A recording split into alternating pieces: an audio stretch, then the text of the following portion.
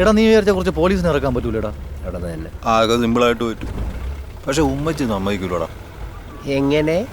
ആ പ്രശ്നം വഷളാക്കണ്ടെന്നാണ് ഉമ്മച്ചി പറയണത്. ഞാൻ ആലോചിച്ചപ്പോൾ അതിലും ശരിയൊക്കെ ഉണ്ട്. എങ്ങനെ അളിയാ പൊടിയാ, സംഭവം നമ്മുടെ പ്രഭയും ലോപ്പസും പറയണതാണ് ശരി. അളിയൻ്റെ കല്യാണം എന്തായാലും മാറ്റി വെക്കാൻ പറ്റൂല. അപ്പം ഞാൻ പറയണതേ, സറണ്ടർ ആവണയാണ് ബുദ്ധി. സംഭവം ഒരു എറുമ്പ് അടിക്കുന്ന പോലെയുള്ളു. തപ്പേന്നങ്ങ് തീരും.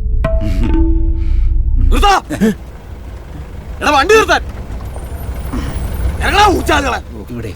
ഇവിടെ നിന്ന് അങ്ങോട്ട് റൂട്ട് മാർച്ച് നടത്തിയാൽ മതി. നാണം കേട്ടോ മതി. സ്ഥലം എത്തി ബാക്കി ഇറങ്ങി നടന്നാൽ മതി. നമ്മൾ പുറത്തിറങ്ങി കിടക്കണേനെ അവന് കണ്ണുകടി. ചെന്ന് കയറിക്കോട്.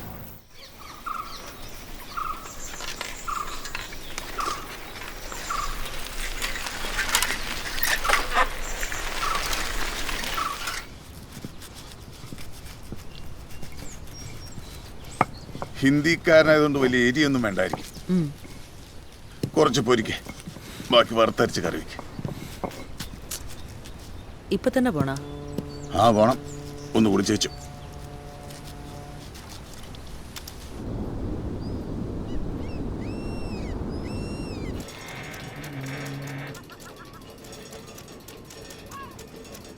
आपका बीबी मछली अच्छा बनाता है ना? मछली फ्राई हाँ अच्छा बढ़िया.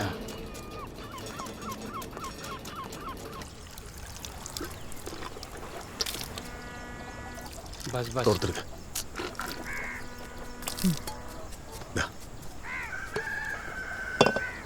ആവോ.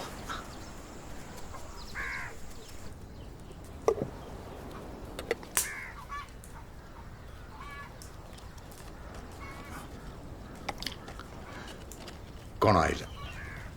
ആരെയും വരുമ്പോൾ രുചിയായിട്ടുണ്ടാകത്തില്ല. പൊരിച്ചെന്തേ? പൊരിച്ചില്ല, വറുത്തരച്ച് വെച്ചേ ഉള്ളു. നിന്റെ കൂടെ പൊരിക്കാൻ വേണ്ടില്ല ഞാൻ പോയത്. കുളിച്ചൊരുങ്ങി നിൽക്കാൻ വേണം 100 കൂട്ടം കറി ഉണ്ടാക്കണം. എവിടെ സമയം? പൊരിച്ചുണ്ടെന്നുകൊണ്ട് അയാളെ ഞങ്ങോട്ട് കൂട്ടിക്കൊണ്ടുവന്ന ഞാൻ പറയാൻ പറഞ്ഞ പോലെ കേൾക്കത്തില്ല. തോന്നി പോലെ അങ്ങ് ചെയ്തോളൂ. പൊരിക്കാൻ പറഞ്ഞ പൊരിച്ചോണം. അത്ര നിർബന്ധമാണെങ്കിൽ ഇത്തിരി വരെ ഇരിക്കാൻ പറ. ഞാൻ ഇതിൽ നിന്ന് കുറച്ചെടുത്തിട്ട് പൊരിച്ചു തരാം. എടി കൈ കഴിയിരിക്കുന്നോട് കാത്തിരിക്കാൻ മാനമുള്ളം പറയത്തില്ല. ഓ ഭയങ്കര മാനം. പിന്നെ എന്തിരിയണം? ഇതെടുത്തിട്ട് തലേ കമത്ത്. എന്നാ കമുത്ത്. ബാക്കിയുണ്ട് എടുത്ത് അയാളുടെ തലയിലും കമുത്ത്.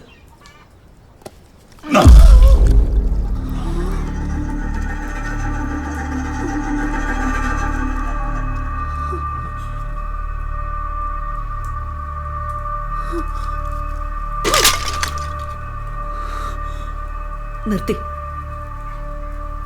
ഈ വീട്ടിലെ പൊറുതി ഞാൻ നിർത്തി.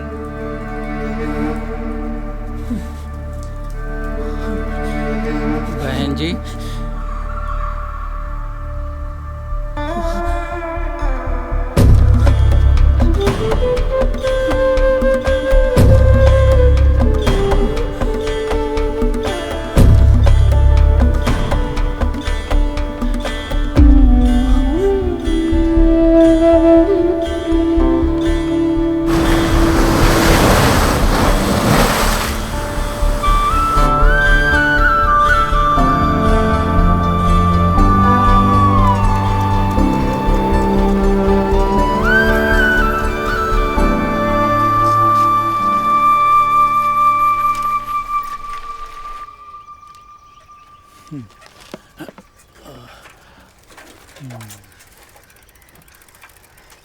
ആ കയറി വാ, അവിടെ അകത്തുണ്ട്.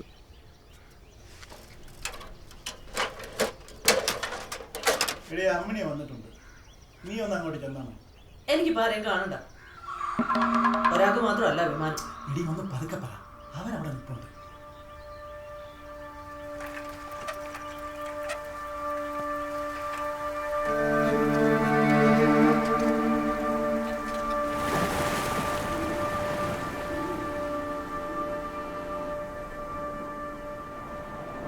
എന്തായാലും കുറച്ച് കടന്ന കയ്യായിപ്പോയി. അങ്ങനെയൊന്നും വിചാരിച്ചതല്ല, പറ്റിപ്പോയാണ്. അവൾക്കും വാശി കാണൂലേ?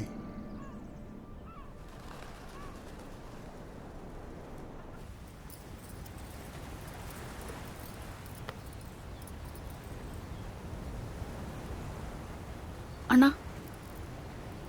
അണ്ണാ ഉറങ്ങിയാണോ? കടലിളകി വന്നാലും മല പോലെ നിൽക്കുന്ന ആളാണ് അമ്മണിയണ്ണ.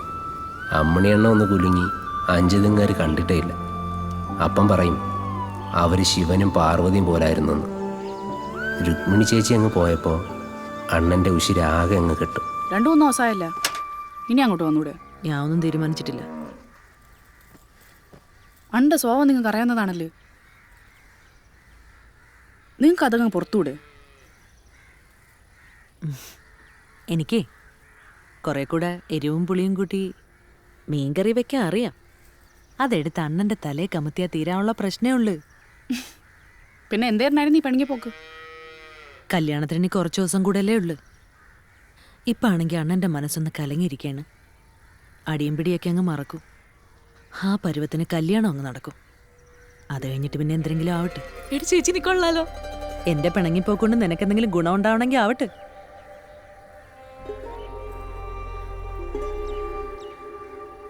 അണ്ണൻ നല്ലോണം ക്ഷീണിച്ചിരിക്കുകയാണ്.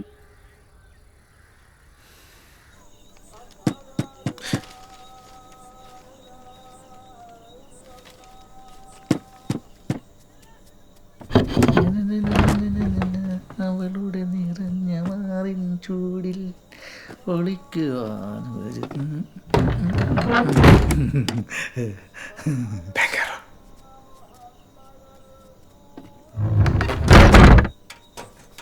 ഡേയ്, നീ സംഭവം പറഞ്ഞ എന്തൊരു അവൻ പരിപാടി വിട്ട മട്ടാണ് കേട്ടാ.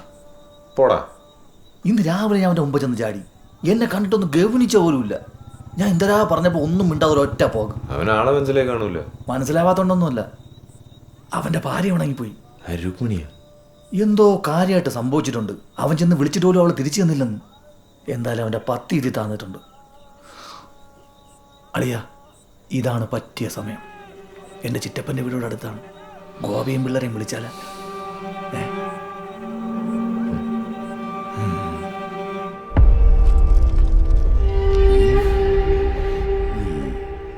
ശത്രുവിന് ക്ഷീണം സംഭവിച്ചുകൊണ്ട് നമ്മുടെ പണി എളുപ്പമാണ്.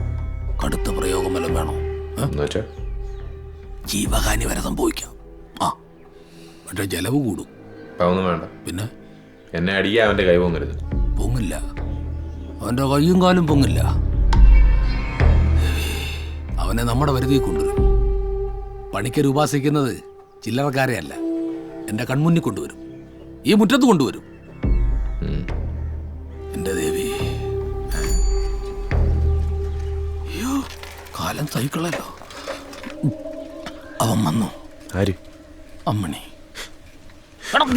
പുറത്തോട്ടല്ല, അകത്തോട്ട്. ഇല്ല, എനിക്കും കിട്ടും. പോ. അയ്യോ, എന്നെ ചങ്കും ചക്രം 2 പാത്രത്തിലാകുമെന്ന് തോന്നുന്നു. കയറുവാ കയറുവാ, അങ്ങകത്തോട്ട് കയറുക. പണിക്കരെ, ഒരു പരിഹാരം കാണാനായിരുന്നു. 2 വഴിക്കായി അല്ലേ? 6-7 ദിവസമായി. ഒരു വശം തളർന്ന പോലെയാണ്. നക്ഷത്രം എന്തുവാ? ഭാര്യയുടെ തിരുവാതിര. അത് ഇത്തിരി കടുപ്പമാ. അങ്ങനെ ഇങ്ങനൊന്നും വരത്തില്ല. പക്ഷേ വരണമല്ലോ. ഇല്ല, നമ്മൾ വരുത്തും. മുഖം സ്ത്രീവശ്യമാണ്. വശീകരിക്കേണ്ടത് സ്വന്തം ഭാര്യയെ തന്നെ ആയതുകൊണ്ട് ചെറിയൊരു പ്രയോഗം മതി. എന്താ അല്ലേ? എന്നാ പിന്നെ വൈകിട്ട് ഞാൻ വീട്ടിലോട്ട് വരാം. ആള് വരേണ്ട അങ്ങോട്ടാണല്ലോ അല്ലേ? ആ, ആയിക്കോട്ടെ. ആ, പിന്നെ നിന്ന് അമ്മയുടെ കാര്യമായിട്ട് അമാന്തം വിചാരിക്കുന്നില്ല. ഇന്ന് രാത്രി തന്നെ ചെയ്താക്കാം. എന്താ? ആ, എന്നാ പിന്നെ ചെന്ന്.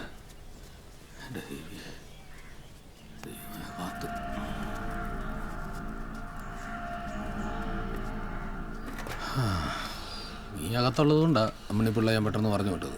പിന്നെ നീ ഇരിക്കുക. ഇതിൻ്റെ കാര്യത്തിൽ എന്ത് ചെയ്യണമെന്ന് നോക്കാം. എൻ്റെ കാര്യം ഇവിടെ നിൽക്കട്ടെ.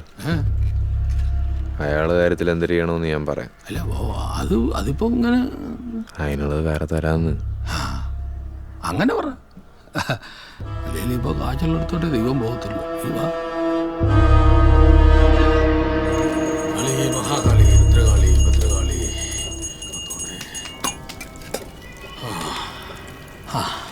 പിള്ളേ, ഒരു 12 മണി കഴിയുമ്പോൾ ഒരു തോർത്തെടുത്തോണ്ട് പോയി 4 തൊട്ട് വെള്ളം തലയിലൊഴിക്കണം. ശേഷം ഈ ഏലസാരയെ കിട്ടണം. പിന്നെ ഈ സിന്ദൂരം നെറ്റിയിലും കഴുത്തിലും നെഞ്ചത്തും ഒക്കെ പുറക്കണം. എന്നിട്ട് ഇന്ന് വിളിക്കണം, കൂടെ വരും.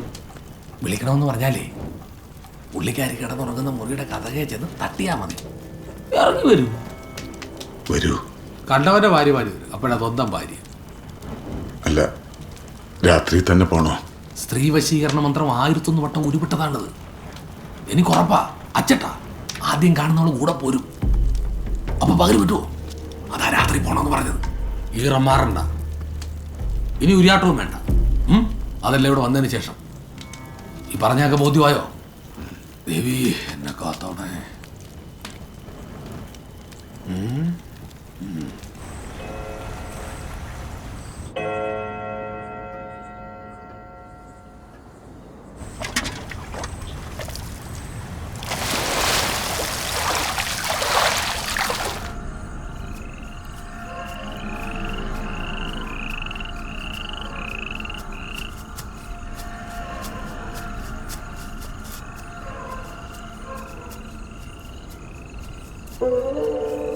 കടവിലാളുണ്ടാടേ.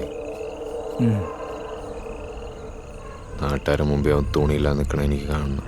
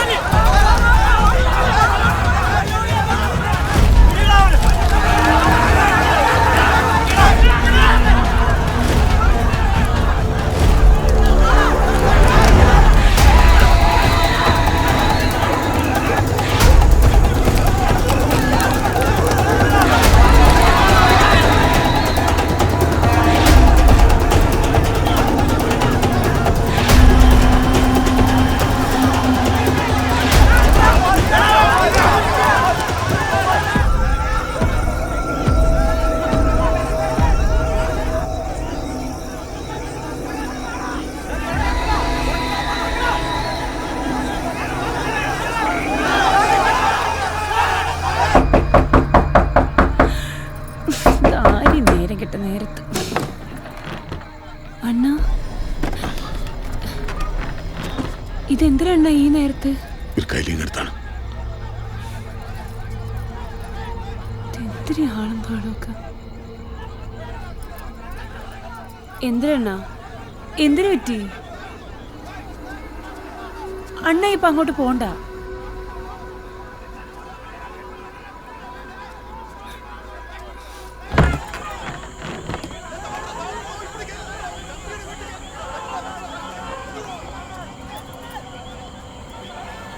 ഇതേതാ മാരി?